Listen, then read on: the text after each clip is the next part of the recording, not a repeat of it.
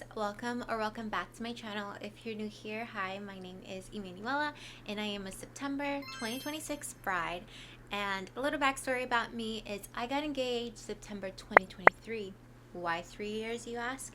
Simple answer is my fiance went back to school to get his master's degree, and I decided I didn't want to plan a whole wedding by myself in a short amount of time.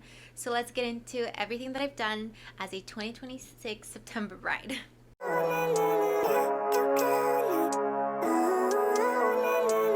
Every advice that we got and read said that we needed to book a venue first, so we did just that.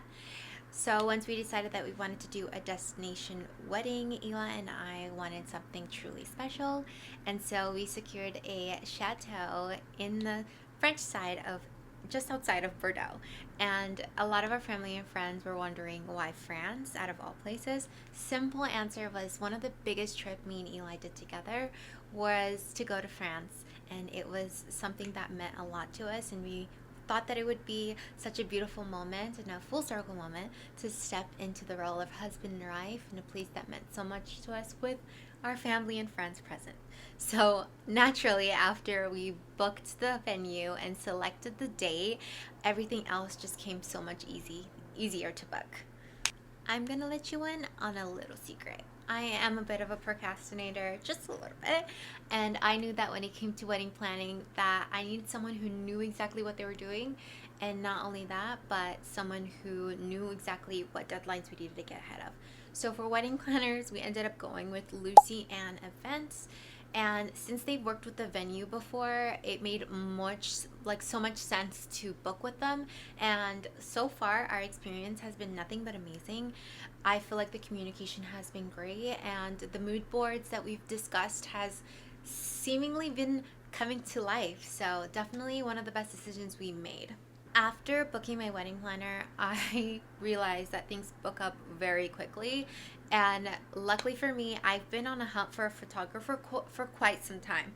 So naturally, that was the next thing we booked. I was very picky when it came to photographers. I had a couple of non negotiables that I needed to check off before booking anyone. I wanted a photographer that had a profile that was very light, clean, and cohesive. Something that can live in a coffee table book. I don't love heavily color graded images. I wanted natural tones, true colors, and nothing overly brown, dark, or moody. I also paid very close attention on how people of color were being edited in each photographer's portfolio.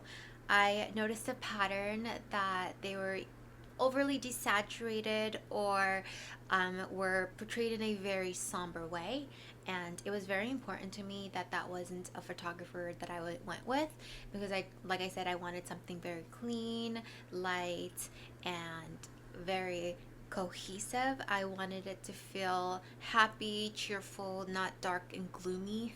So it definitely was really important to me that how people of color were portrayed was one of the top things that I focused on.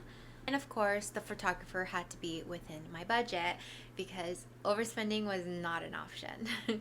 So with all that being said, we ended up booking the Purple Tree Photography. I can't begin to tell you how happy I was when I found them, because it was everything that I needed. I did wish I could find somebody that was in France, but honestly, I wasn't going to sacrifice their quality of work just so I can have somebody who was in the location that I was going to be having my wedding in. After booking our photographer, I wanted to go with a florist that was already familiar with the chateau, because one of the biggest things and reasons we picked the chateau that we did was because it was already a beautiful property. I didn't want to do too much with florals. Although it is going to be a 3-day wedding, I did not want the florals to go bad and be thrown away. So I didn't want to do too much or spend too much on the florals. So we went with a florist that was already in contract with the venue. And luckily, I'm really glad that they have many selections. So super excited that that was already done with. Only thing we couldn't do was already select our schemes and designs, because a lot of people change their minds closer to the wedding depending on trends, and they change and everything. So we weren't able to solidify a lot, but we were able to kind of give them a gist of colors that we wanted. And I know for a fact it's it's not going to change. So we ended up booking our florist. So really glad that was already checked off of the list. Then we secured our entertainment.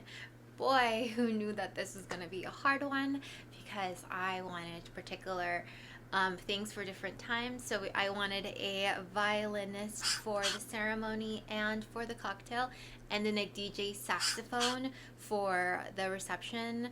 I didn't expect it to be as expensive as it was, but totally understandable. Music is an art form, so I do believe people should charge however they believe that their music is deserved. But anyway, I'm really glad once again that I got a wedding planner, because she gave me a couple options to pick from and I just picked from them, and now we have a DJ sax duo as well as a violinist, and I can't even begin to tell you how excited I am to start giving music ideas and like confirming ceremony and cocktail music as well as reception music. That one's gonna take some time, but I'm super excited that we've confirmed some entertainment. One last big thing I had to do on my to-do list was buy my dress, and a dress I bought.